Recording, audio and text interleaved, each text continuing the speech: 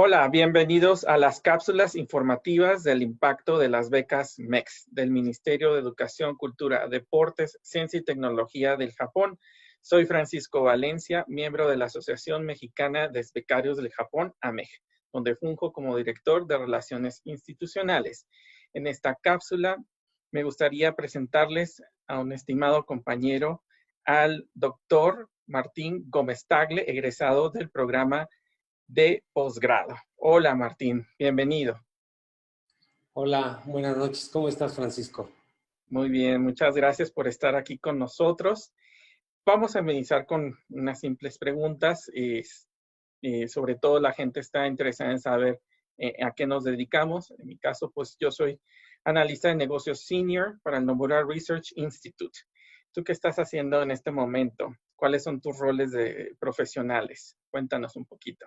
Ok, pues yo tengo ya 2 años trabajando en el gobierno de la Ciudad de México en un área que se llama Patrimonio Cultural Urbano y Espacio Público, dentro de la Secretaría de Desarrollo Urbano y Vivienda. Ahí lo que hacemos principalmente es enfocarnos a lograr, pues, generar una ciudad más armónica, manteniendo la memoria urbano-arquitectónica y paisajística a través de la revisión, análisis y dando las autorizaciones para los proyectos que se encuentran en áreas de conservación patrimonial, que son, pues, como tú bien conoces acá en la Ciudad de México, las zonas un poquito más centrales de la ciudad, como puede ser Paseo de la Reforma, la Condesa, la Roma, también en el sur, Coyoacán, o sea, muchos lugares que están protegidos, tanto la arquitectura como la parte urbana, y también viendo todas estas intervenciones en el espacio público para que al final pues sea un diseño que le beneficie a toda la gente.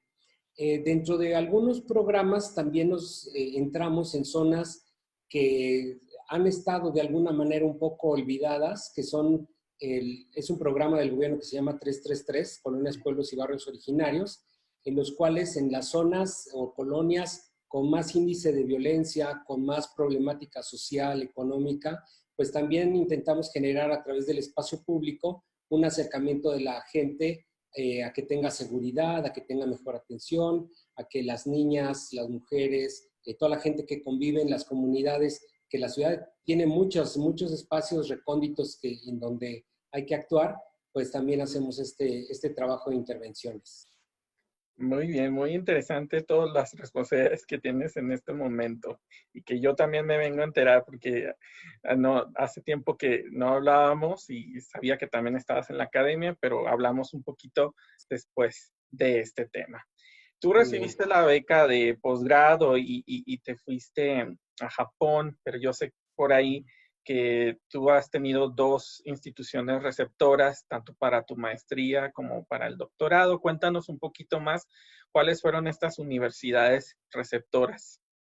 Muy bien, sí, cuando yo me fui a Japón, bueno, concursé pues como muchos de nosotros en la embajada para la beca de posgrado y inicialmente pues mi programa era sobre vivienda y sobre diseño urbano y una de las universidades que tenía pues el programa más adecuado era la Universidad de Kagoshima, en la cual mi profesor Yasumitsu Matsunaga había ganado justo en ese año el premio de arquitectura de Japón por las viviendas que creó. Entonces fue muy interesante que él fuera mi sensei y me fui inicialmente a la maestría allá en Kagoshima, ¿no? Maestría en ingeniería con la parte de arquitectura.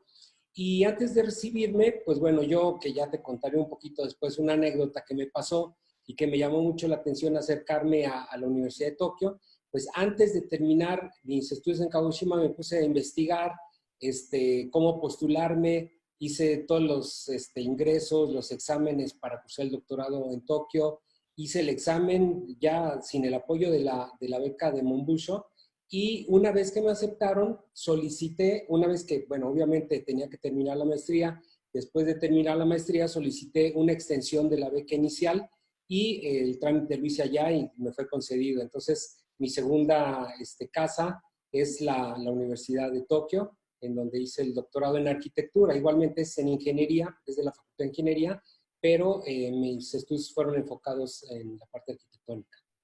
Muy bien. Ese es un punto muy importante que, pues para muchos pensarían que es difícil hacer los cambios de una institución de educación superior a otra, pero hay muchos factores que se deben de tomar en cuenta y obviamente hacerlos responsablemente, ¿no? Supongo que también en ese momento tu profesor también te apoyó en este movimiento y eso es también una parte importante de todo este proceso. Tú dices que me querías contarle algunas anécdotas, pues vamos a ver ahora un poquito sobre estas anécdotas. Sí. Menciónanos entre todas las cosas, primero, cuáles fueron las razones que te movieron para irte a Japón y Ajá. luego cuéntanos, ya estando en Japón como becario, algunas dos experiencias que tú digas son muy significativas para ti en el sentido académico o en el sentido personal y que Ujú. tienen un gran impacto para ti en tu vida actual. Sí, sí. Fíjate, a mí me pasó algo muy curioso estando pues, en la carrera aquí en México, y Ujú. es que hubo un evento, casi que yo pasando por la calle cerca del World Trade Center, vi un póster que decía que había una conferencia del arquitecto Hiroshi Hara.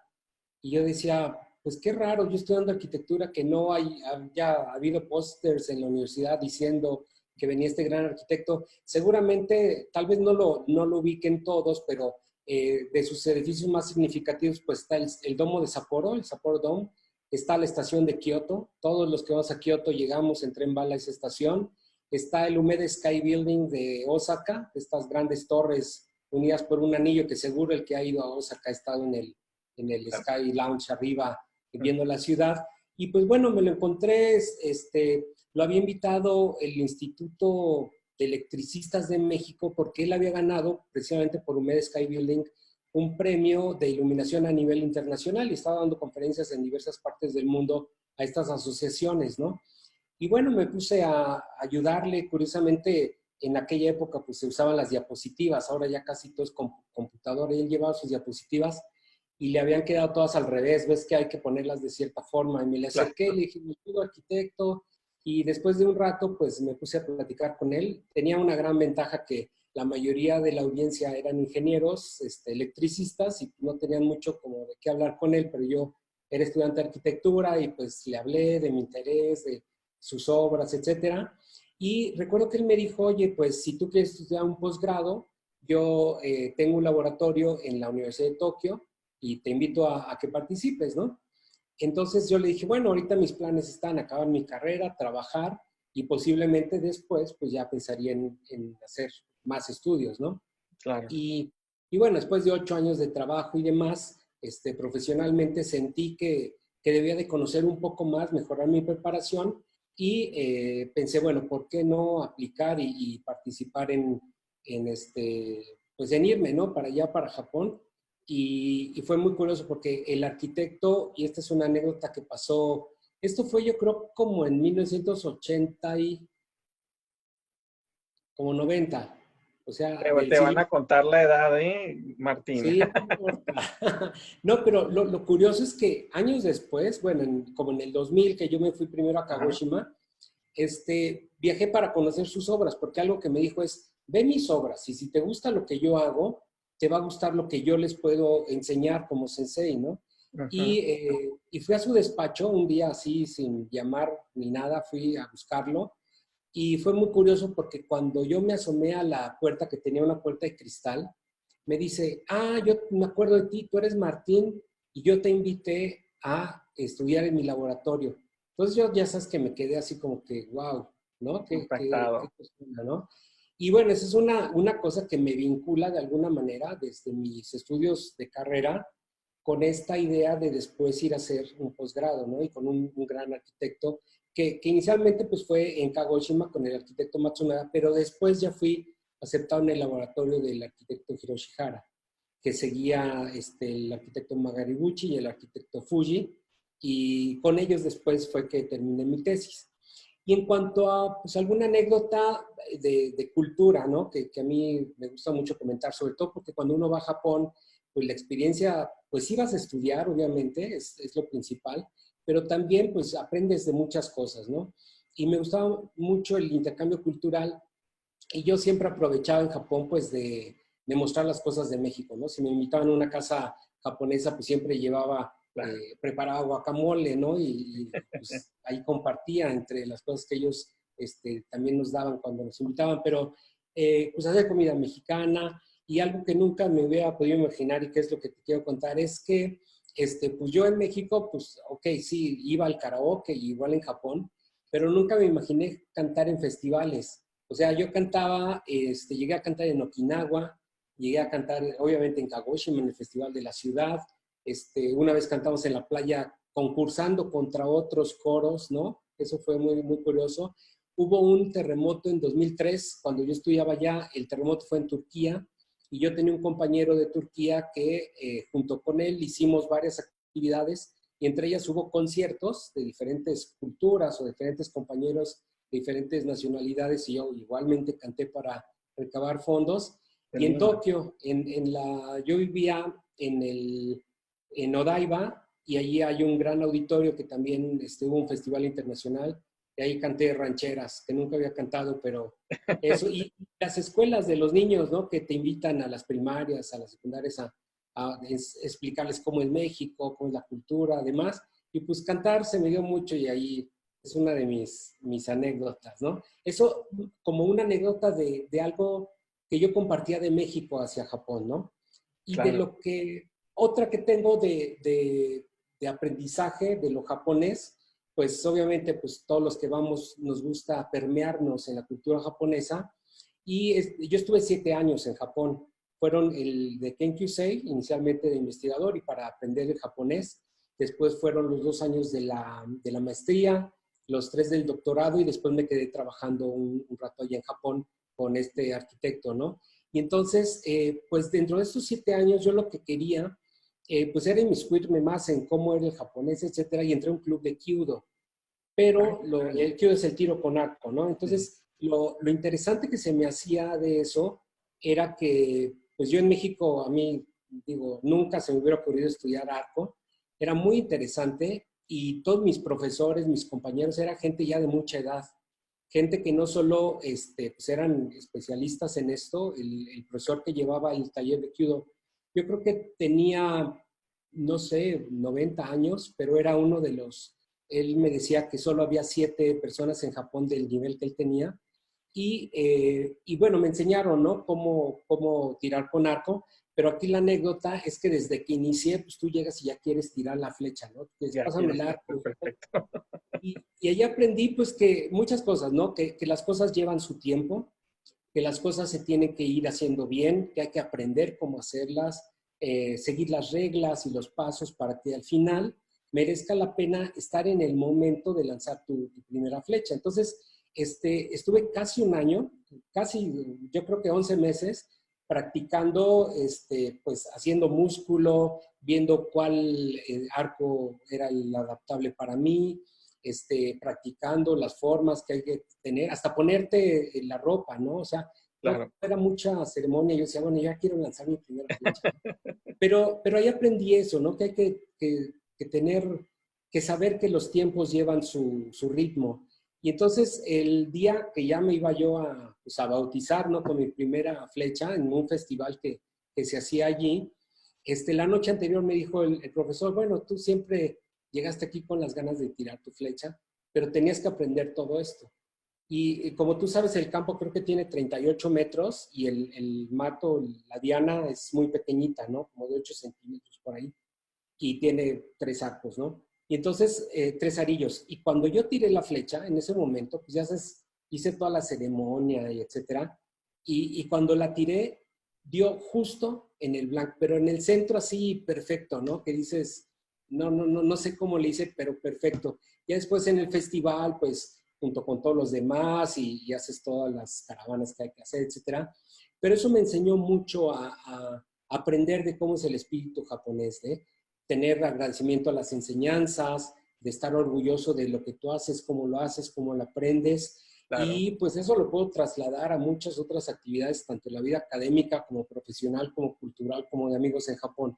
Y eso de aprender a manejar el tiempo y saber cuándo es cuándo, es algo muy, muy importante que yo aprendí. Y esta anécdota, pues, te digo, es mi máxima así del Kyudo. No me traje el arco, me regalaban, ellos me decían, ya cuando como que me gradué, me daban un arco y toda la ropa y demás, la vestimenta, pero finalmente no lo podía transportar por el tamaño. Pero Claro. sí, fue Bueno, padrísimo. qué bonita experiencia. Hablabas de experiencias que se reflexionan como perseverancia y paciencia, ¿no? Y pues la Sí. paciencia siempre la vamos a ocupar para muchos momentos en Japón y sobre todo también para la investigación. Cuéntanos un poquito qué hiciste de investigación para tus grados y qué fueron y cómo fueron tus resultados. Ok, bueno, para la maestría yo hice un estudio de hiperdensidad en megaciudades. Yo venía en México trabajando con vivienda de alta densidad, entonces tenía algo de relación. Lo que hice para mi tesis fue analizar diferentes distritos altamente poblados en ciudades como Hong Kong, Tokio, Nueva York, Shanghái y México, y tuve que viajar a a estos sitios para ir teniendo la información. Del doctorado hice un análisis de la morfología urbana de un gran número de ciudades, desde, bueno, obviamente cuestión histórica como Çatalhöyük en Anatolia, que fue de las primeras ciudades que se formaron en el mundo, Mohenjo-Daro en India, y después llegué pues hasta saber de Mendoza y Nueva York, de cómo se conformó el nuevo mundo con este nuevo diseño de ciudades, y me focalicé en estudios de espacio temporal y del comportamiento urbano arquitectónico de las ciudades fundacionales no hispanas, especialmente las que se diseñan en damero, estas que están como en retícula. De ahí todo esto fue para ir conceptualizando históricamente cómo se van moviendo y transformando las ciudades en sus centros históricos o en sus zonas fundacionales y qué resultados tienen a través de los tiempos, ¿no? Ambas investigaciones, tanto la de hiperdensidad de megaciudades como esta de morfología urbana, a mí me ha servido mucho y bueno, también para otras personas que han revisado algunos textos que yo he escrito, es para conocer la conceptualización y su transformación. Y eso nos puede dar pautas para conocer los lineamientos de diseño y entender ciertos resultados de ciudades a corto, mediano y largo plazo y saber qué políticas implementar y cómo cumplir las normativas para saber cómo puedes ir adecuando las ciudades o hacia dónde van las ciudades. Como tú sabes, las ciudades son una formación de diversos entes, seres humanos que van creando, aumentando, agregando, enriqueciendo estos lugares. Y bueno, este análisis me dio mucha línea de cómo se podrían pues, hacer estos estudios y qué resultados nos pudieran dar. Algo que aplico ahora de alguna o de otra manera. Muy bien, qué interesante. Podríamos pasarnos horas aquí para que nos expliques más detalles, pero bueno, hay que avanzar. Una de las experiencias que también son difíciles es el regreso a México, la Sí, reinmersión a la sociedad mexicana, el choque cultural a la inversa, porque venimos con nuestros ademanes y maneras japonesas y ya no somos los mismos que cuando nos fuimos. ¿Cómo fue esta experiencia de tu reintegración a México al buscar trabajo? ¿Cuál fue el primer trabajo que obtuviste? ¿Cómo fuiste desarrollándote de manera profesional, pues, a tu regreso a nuestro país? sí. Fíjate que yo cuando, me pasó algo curioso cuando estudié, bueno, cuando estaba terminando la maestría, porque como tú sabes, la maestría es un estudio de especialización profesionalizante. Mucho de lo que investigas es aplicable. Y el doctorado te da más pautas a la investigación y mucho va enfocado también a la cuestión académica. Cuando tienes un laboratorio de investigación o haces un grupo de investigación. Entonces, yo antes de irme a Japón, pues tenía la experiencia más profesionalizante y al regresar surgió algo muy curioso. Había una actividad que yo acostumbraba a ir al Colegio de Arquitectos de la Ciudad de México y regresando de Japón, pues no sé, regresé, pongamos un lunes o martes. Los miércoles se hace esta actividad y fue el miércoles. Y me encontré un arquitecto que justo era el director de arquitectura de la Ibero y él había estudiado también en Japón, el arquitecto José Luis Cortés. Y él sabía que me había ido a Japón, ¿no? Entonces, él me dijo, oye, ¿qué haces por acá? Le dije, ya terminé mi doctorado y tal. Y me dijo, oye, ¿no quieres participar en dar clases en la Ibero? Y le dije, sí, claro. Me dijo, pues mañana ve y necesitas tales papeles, tal, ¿no? Y eso fue en el pasillo de antes de entrar al auditorio. Y luego entré al auditorio y me encontré, curiosamente, al director de la Anáhuac. Y también me saluda y me dice, hola, ¿cómo estás, Martín? ¿Ya regresaste de Japón? Sí. Dice, oye, tengo allí un concurso para un coordinador de urbanismo y arquitectura. ¿No te interesaría participar? Dije, pues sí, ¿no? Me dice, preséntate mañana. Entonces se me hizo curioso porque en 2 pasos casi, tenía 2 trabajos, ¿no? Y luego yo no sabía qué hacer con los horarios. Y a la hora de la hora, pues bueno, en la Ibero era en la noche, en la Anáhuac en la mañana. Y regresando de Japón, casi que me involucré. Ya habían iniciado las clases. Estaban del coordinador el día que fui el jueves siguiente, o sea, el siguiente día ya estaba yo de coordinador. Y en las clases también, que de hecho muy curioso porque me dicen, o sea, yo fui a llevar mis papeles y me dice la secretaria de la división, oye, tu salón es tal, y yo, espérame, ¿cómo? Y empecé así, ¿no? Entonces, fue muy, muy padre, ¿no? Después, en la parte académica participé me invitaron a ser decano de la División de Arquitectura, Arte y Diseño de la Universidad de Monterrey, donde ya te he comentado, conoces que el arquitecto Tada Ando hizo un edificio aquí en México. Y entonces ahí me involucré por los 2 lados, ¿no? Por el lado de arquitectura, porque yo hacía las revisiones del programa arquitectónico y que tenía que ver también con todos estos espacios y laboratorios académicos que tenían un sistema de educación diferente, y también me invitaron a ser el decano. Entonces yo veía con los directores cómo iba a desarrollar el programa. De esa manera fue que, fíjate que para mí fue un involucramiento rápido, fácil de readaptación a México. Y bueno, ahora, de lo que yo hago para la Secretaría de Desarrollo Urbano y Vivienda, también aplico mucho los conocimientos, ¿no? Porque estando allá, recuerdo que justo en el inter, más o menos de que iba a terminar la maestría, hubo una invitación que ahí mi profesor me recomendó asistir, donde 15 estudiantes de todo el mundo, o sea, de diferente país, cada uno de ellos, incluía una persona de Japón, obviamente, nos llevaron a conocer todo lo que es la planeación de la zona metropolitana de Tokio. Visitamos diferentes ciudades, nuevas ciudades creadas en Japón, la planeación, cómo hacían la zonificación, cómo manejaban la población, la movilidad, los nuevos proyectos, cómo manejaban los recursos naturales y la parte sustentable, que era súper importante de toda esta recuperación que se hizo en los 70s, de un Japón, un Tokio muy contaminado a un Tokio ahora un poco más cercano pues a la cuestión sustentable, proyectos de vivienda, etcétera. Y todo eso me ha servido para proponer modelos, sistemas de trabajo, estudio pues todo lo que hago de hitos patrimoniales, espacios públicos, de la nueva situación patrimonial de edificaciones. Entonces, pues todo esto en la parte profesional y académica, en la cual ya vienes preparado, también tienes que estar preparado para un shock, porque como tú sabes, no es lo mismo estar allá que estar acá. No te digo en el ámbito profesional y académico, que está muy, muy similar, digamos, el trabajo en Japón y académico y profesional, pero el estar en las calles, el ir a los restaurantes, el ir con tus amigos, pues todo eso también te enfrentas a un shock cultural de readaptación. Claro. Y a veces al principio sí te sacas un poco de onda, ¿no? Claro.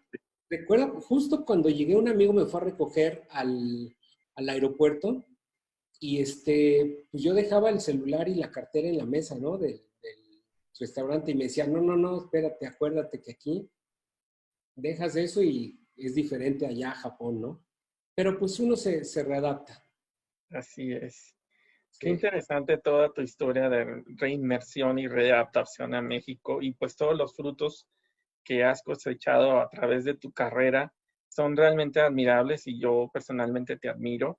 Y bueno, yo creo que tu historia es inspiradora, y yo creo que hay mucho que compartir. ¿Qué nos podrías tú compartir y recomendar para aquellos futuros postulantes, sobre todo de tu área de trabajo, que optarían por postularse a la convocatoria de becas de posgrado? ¿Qué les puedes decir precisamente que es muy importante en este proceso? Pues mira, yo lo primero que les diría es que, bueno, lo primero es que le deseo a todos la mejor de las suertes para que logren sus objetivos. de ir a Japón, de aprender, de estando allá, pues ver que hay muchos retos, muchos aprendizajes personales y profesionales que los van a enriquecer de manera personal, obviamente en sus conocimientos y su experiencia profesional se va a enriquecer muchísimo. Saber que las oportunidades allá son muchas, que aprovechen al máximo su estancia y que aprendan lo máximo para traer toda su experiencia a nuestro país y que sigan aquí alimentando pues esta nación, porque uno siempre, aunque se regrese a Japón, sigue en comunicación con Japón, ¿no? Y así vamos creciendo de manera paralela. O sea, el apoyo que uno vaya a lograr a conocer gente y demás, si la va trayendo y la sigue fomentando, pues crece tanto en México como en Japón, ¿no? Así es. Algo que te iba a comentar, yo formo parte de un grupo que se llama Akamon Kai, que es la Asociación de Estudiantes de la Universidad de Tokio en México, ¿no? Y que a través de esta red, por ejemplo, y no se diga la MEG, ¿no? La MEG a mí me ha apoyado mucho a acercarme a los eventos que hay, ¿no? A recordar cosas, pues desde preparar mochi o comprar un juguetito japonés, o sea, este acercamiento que permite la MEG en las Y el actividades, contacto diplomático también, el de diálogo compacto, que hemos claro, con tenido y visitantes, que tú y yo sí, ya hemos participado, ¿no? Con la previa sí, visita del viceministro Sonogura. Muy importante. exacto, sí. Sí, estos visitantes distinguidos que en tu experiencia, en la mía, pues enriquece a todos, ¿no? Tanto Japón como va viendo que nosotros como mexicanos seguimos de alguna manera compartiendo los conocimientos que obtuvimos de ellos, ¿no? En agradecimiento y también en reciprocidad, pues el acceso a través de los eventos de la embajada y muy importante que a todos estos postulantes que en un futuro ya estén en Japón y regresen, que sean agentes de cambio, que creen oportunidades, que todo lo que aprendan allá lo vengan a emprender a México, que creen nuevas cosas, que sigan investigando y descubriendo, proponiendo.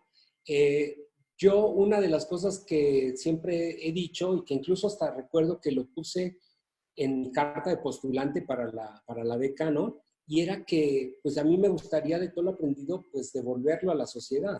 Creo Claro. que tanto en la parte académica como en la profesional, mucho lo que he aprendido lo he compartido. En algo que tal vez no te he comentado, en 2016 estaba con un grupo de amigos de diferentes partes del mundo que han estudiado, algunos en Japón, otros en Colombia, en España, etcétera, y nos pusimos a platicar de cómo podría ser la nueva educación, el nuevo acercamiento internacional de la gente, ¿no? Y hicimos una fundación. Y esta fundación ha hecho ya algunos eventos donde lo que buscamos es el intercambio internacional de desaparecer barreras de idioma, de fronteras, de ideologías, de edades, de situación incluso hasta económica, porque conseguimos becas para todo el que quiera participar. Hemos hecho eventos en Colombia, en México, en Brasil, en España. Estábamos haciendo ya el plan para República Dominicana y para Japón, pero con la pandemia todo esto se ha retrasado. Pero aquí el punto es, ¿de qué manera yo regreso todo esto que he aprendido? Entonces, algo que a mí me gustaría decirle a todos los que se vayan a Japón con esta, ya sea con esta beca o con otra, de que compartan todo el conocimiento adquirido, que lo difundan, que lo multipliquen, porque pocos son los que tienen esa gran oportunidad. La verdad es que es, no sé, en cuanto a número, yo recuerdo que cuando hice mi solicitud, pues éramos muchos y al final fuimos muy pocos. Es de verdad una gran suerte, una gran bendición, un gran premio, y eso hay que valorarlo y hay que multiplicarlo, ¿no? Entonces, todos aquellos que se unan para que lo que aprenden en Japón lo traigan a México, lo traigan desde su ámbito personal, con su familia, con sus amigos, hasta el ámbito profesional, y si pueden estar en la academia, puedan ellos también crear semilleros. Algo que Claro. nunca se me va a olvidar es esto del sensei, del kohai y del senpai, y que cuando uno llega a Japón, pues tú eres el kohai que te acabas de llegar y no sabes qué, y hay otros que están contigo y te enseñan y te llevan y demás, y después Te llegan los guían. nuevos y ya tú te vuelves Ujú. el senpai, ¿no? De Así otros, es. hasta que te conviertes en sensei y ahí empiezas a generar ya pues un crecimiento diferente a ir alimentando semillas que alguna vez tú fuiste. Pues ojalá y todos los que apliquen para la beca, ojalá y todos puedan lograrla y pues es algo que yo llevo siempre en mi corazón, o sea, Japón nunca se me va a quitar de mi vida y espero que para todos sea una experiencia grata que multipliquen, porque esa es una misión que tenemos después Así es. de lograr esto, ¿no? Pues a todos aquellos postulantes que realmente tengan este sueño y estas ganas de comprometerse a largo plazo, porque todo eso es sobre todo un compromiso a largo plazo, como tú mencionas, ese principio de reciprocidad para compartir lo aprendido y sembrar y cosechar lo que hemos aprendido en Japón, ¿no? Para más información sobre las becas del MEX, van a aparecer aquí en pantalla los enlaces de las redes sociales y de la página oficial de la Embajada del Japón en México. Hay una sección de estudiar en Japón. Ahí pueden ver la información sobre las convocatorias. Pueden irse ya preparando qué documentos son los necesarios, qué tipos de certificaciones de idiomas, para que sobre todo puedan estar preparados al momento de que se abra la convocatoria, chequen bien las edades y pues bueno, aquí estamos también las redes sociales de la Asociación Mexicana de Becarios del Japón para apoyarlos en la medida de lo posible. Quiero agradecerte, Martín, por todo tu tiempo en esta charla, por todas tus experiencias, por abrirnos tu corazón y por compartir sobre todo esta experiencia que pues para muchos es un sueño y sabemos que se puede realizar y somos pues prueba fiel de que sí se puede, ¿no? Te agradezco mucho y pues estamos aquí a la orden en estas cápsulas informativas también con la información para las becas de maestros en servicio y perfeccionamiento del idioma japonés. Muchísimas gracias, Martín. Al contrario, gracias y en todo lo que... Muchas gracias, hasta luego. Chao.